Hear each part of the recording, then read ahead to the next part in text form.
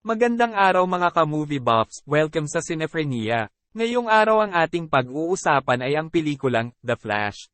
Ang kwento ay nagsimula sa isang lalaki na kilala bilang Barry Allen, mas kilala sa kanyang pangalan bilang superhero na The Flash, isang miyembro ng Justice League. Si Barry ay determinado na patunayan ang kawalan ng kasalanan ng kanyang ama na si Henry matapos patayin ang kanyang ina na si Nora at siya'y mapagbintangan sa isang krimen na hindi niya ginawa. Nakatanggap ng tawag si Barry tungkol sa isang tangkang pagnanakaw sa Gotham City habang siya ay huli na sa pagpasok sa trabaho. Habang sinusugod ni Batman ang mga terorista, ginamit ni Barry ang kanyang bilis upang tumulong at protektahan ang mga residente ng lungsod mula sa sinkhole. Matapos tulungan si Batman, agad na nagtungo si Barry sa trabaho kung saan siya ay muling pinagsabihan dahil sa pagiging late. Matapos ang trabaho, nakita ni Barry at ng kanyang mga kaibigan ang kanilang boss na nakikipag-usap sa mga reporter. Natuklasan ni Barry na ang reporter ay isang babae na kasama niya sa paaralan, si Iris West. Sa paglalakad nilang dalawa, nagkaroon sila ng pagkakataon na makapag-usap. Nalaman ni Barry na si Iris ang sumusulat ng artikulo tungkol sa pag-aresto ng kanyang ama at may kaalaman siya tungkol dito. Nadismaya si Barry at lumayo mula kay Iris. Pagbalik sa kanyang tahanan, napansin ni Barry ang isang dokumento sa pintuan. Tumawag siya sa kanyang nakapiit na ama habang sinisiyasat ang dokumento. Sinabi ni Henry kay Barry na okay lang siya at mas gusto niyang manatili sa bilangguan kaysa alalahanin ang kanyang namayapang asawa. Bumalik sa isipan ni Barry ang mga pangyayari bago pumanaw ang kanyang ina nang siya ay bumalik sa kanilang dating bahay. Noong mga panahong iyon, masaya ang kanilang pamilya. Narinig ni Barry na sumigaw ang kanyang ina. Siya ay bumaba para alamin ang nangyari. Nakita niya ang kanyang ama na nakaupo sa tabi ng walang buhay na ina. Bugso ng matinding damdamin ni Barry, hindi sinasadyang bumukas at nakapasok siya sa isang portal na nagdala sa kanya pabalik sa nakaraan. Napagpasyahan ni Barry na sabihin kay Bruce ang nangyari matapos niyang maunawaan ang pangyayari, kahit pa nagbabala si Bruce na magkaroon ng mga epekto ang kakayahan na speed of light at bumalik sa nakaraan. Si Iris ay pumunta sa bahay ni Barry, at sila ay nagkaroon ng isang pag-uusap.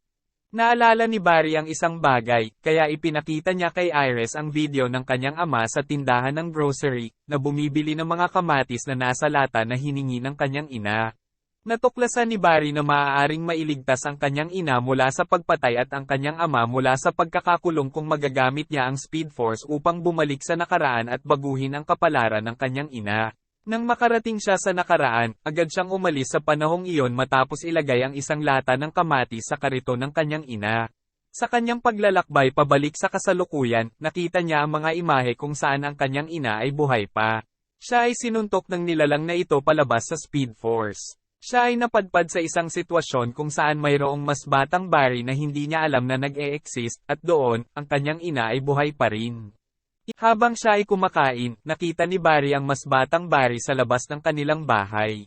Tinaakpan niya ang kanyang mukha ng boxer short at pilit na tinanggal ng mas batang Barry ang takip sa mukha ni Barry. Nang makita niya ito na kamukha niya ay nawalan ito ng malay. Tinanong ni Barry ang mas batang Barry kung anong araw nang nagsimulang umulan. Nagulat si Barry dahil kailangan niya ang mga kapangyarihang iyon noong 2013. Pumunta sila sa pasilidad ng pananaliksik at pumasok ng lihim. Sumubok ang mas batang Barry na tumakas matapos malaman na siya ay sasailalim sa pagka-electrocute bago matanggap ang kanyang mga kapangyarihan. Sa isang iglap, ang kidlat ay biglang tumama sa kanilang dalawa ng sabay. Kailangan ng mas batang Barry na buhatin siya palabas dahil siya ay nahilo mula sa pagtama ng kidlat.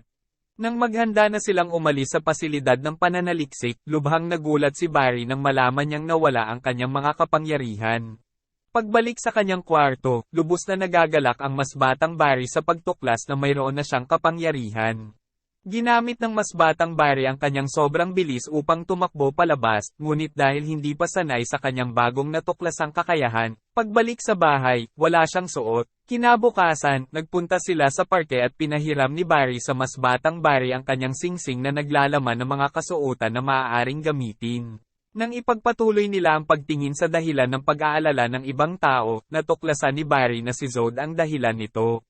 Binigyan ni Barry ang mas batang Barry ng paliwanag tungkol sa pagkakakilanlan ni Zod at ang mga pangyayari na magaganap pagdating nito.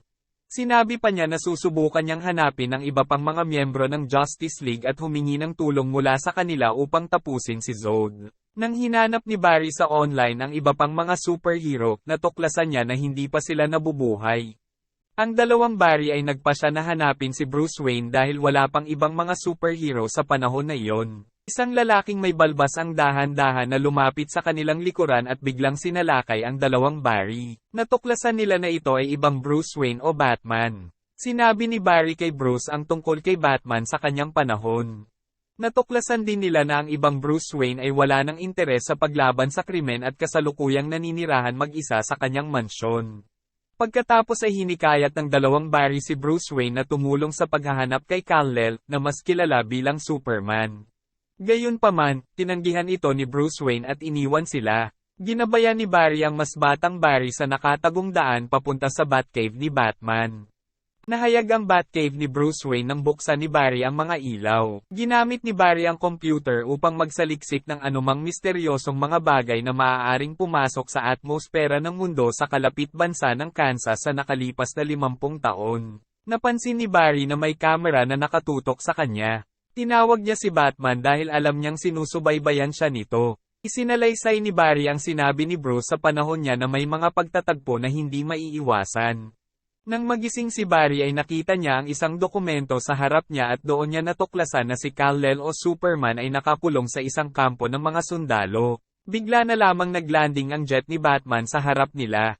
Matapos magbihis ng kanyang Batman na kasuotan, nagpasya si Batman na tulungan ang dalawang Barry. Ang dalawang Barry ay sumakay sa spaceship ni Batman at tumungo sa kinaroroonan ni Superman. Sinubukan nilang pumasok ng tahimik sa loob, ngunit ang mas batang Barry ay hindi gaanong maayos sa paggalaw kaya't hindi sinasadyang nakagawa ng ingay. Pagdating ng mga gwardya, binaril nila ang dalawang Barry, ngunit pumasok si Batman at pinatulog ang lahat ng kalaban. Pagkatapos, nakalapit silang tatlo sa kulungan ng Kryptonian. Ang batang Barry ang sumubok sa bawat posibleng kombinasyon para makapasok sila sa kulungan ni Superman. Ngunit ang nakita nila ay si Kara Zor-El o si Supergirl sa halip na si Superman. Pagkatapos iligtas si Kara, sila ay tumakas mula sa pasilidad subalit sila ay napaligiran ng kalaban. Matapos lumabas mula sa kulungan ng Kryptonian, si Kara ay lumakas at madaling nagtagumpay na matalo ang lahat.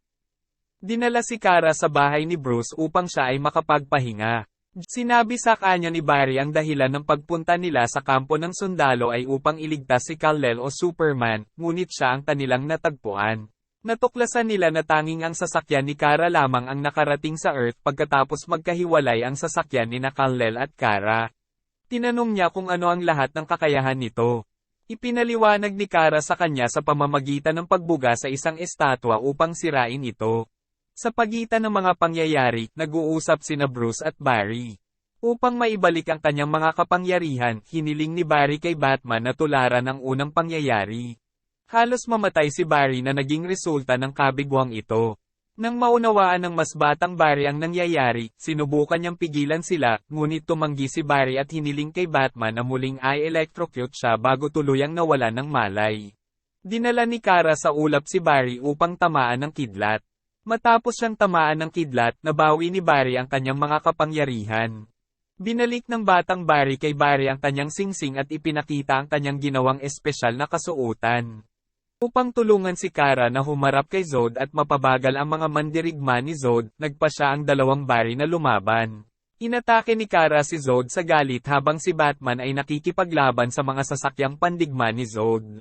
Hanggang sa napatay ni Zod si Kara at kinuha ang codex mula sa kanya matapos tamaan ang eroplano ni Bruce.